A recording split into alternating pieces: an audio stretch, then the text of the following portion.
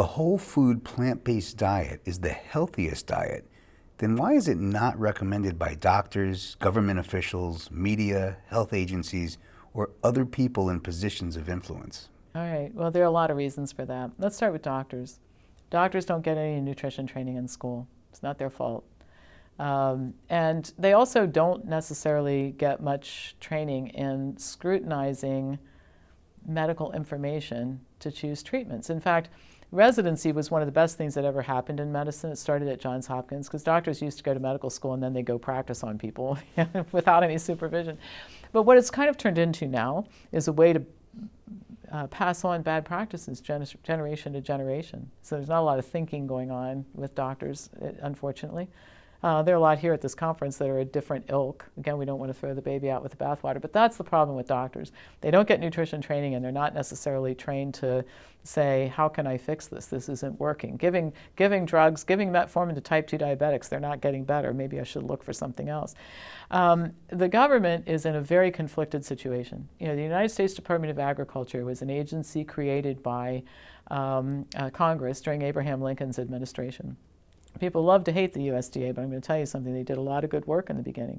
These are the people who went out and told farmers, you can't just torch the land and keep moving west because sooner or later you're going to be at the Pacific Ocean, right? So it started out pretty well. What happened that changed everything for the worse was when the USDA decided that as an agency they would take on dietary guidelines for Americans. So it's a conflict. It's an institutional conflict that can't ever be resolved. You're supposed to advocate for farmers. I like eating, you like eating. Food's an important part of our economy. I don't think anybody sane is going to say we don't need an agency that maybe helps those people. But in order to do the right thing diet-wise, they would have to tell, the officials at the USDA would have to tell Americans to eat less of some of the things that the farmers are producing. That won't work. It's never going to happen.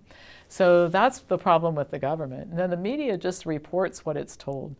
And they're increasingly becoming so lazy, they report anything they're told, which is why you see constantly stories being retracted about political issues. They don't retract stories that are incorrect about medicine. They just go on to the next headliner. So the media, and the other problem the media has is they can't be too terribly critical because they take advertising money from the companies that make the foods that they probably should be reporting aren't so good for you. And by the way, that's a problem in medical journals. Medical journals make a fortune on drug company advertising and also on reprints of favorable drug company advertising. Millions of dollars change hands that way. So if you're going to print an article this month, is it going to be telling why the XYZ drug is great for 16 other things you didn't know about, or that eating plants might help you get better? So lots of things. I mean, we could do a whole day. I teach a whole class on that, by the way. It's called Nutritional Issues and Controversies. It's 18 hours of lecture and 18 hours of paper writing and research. So it's a deep topic we could talk about for a long time. Why don't doctors recommend vegan diets? They don't know. They just don't know. And here's the thing, too. You know, I'm hard on doctors. I think that came out in this interview. But let's look at things from a doctor's perspective, all right, on the other side. Many doctors, most doctors who have been in practice for a long time, have never seen a person really get well through diet. Here's a typical thing that happens. Doctors tell their people all the time, you need to lose weight, you need to eat a better diet. You know, don't eat so much fat, don't eat so much junk food. The advice is too generic. Nobody knows what to do about it, but it's well-intentioned.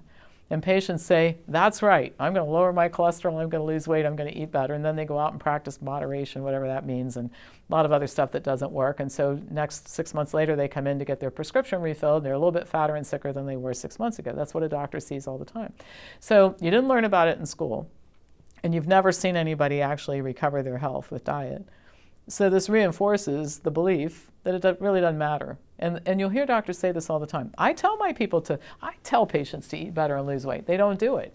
Well, you're not telling them anything usable. I mean, if we just went out and pulled people out of the hotel lobby here who weren't associated with this conference and said, I want you to eat right and lose weight, how are you going to do it? They'd say, I guess I'll eat right and lose weight. They don't know what that means. You have to teach people. We offer an 8-hour course. That's just the beginning. This is how to get started. Lots more you need to know, but this is just the details you need to know so you know what to start eating. You know, so that's why. It's a very messy situation, and it's going to take a long time to unravel, actually.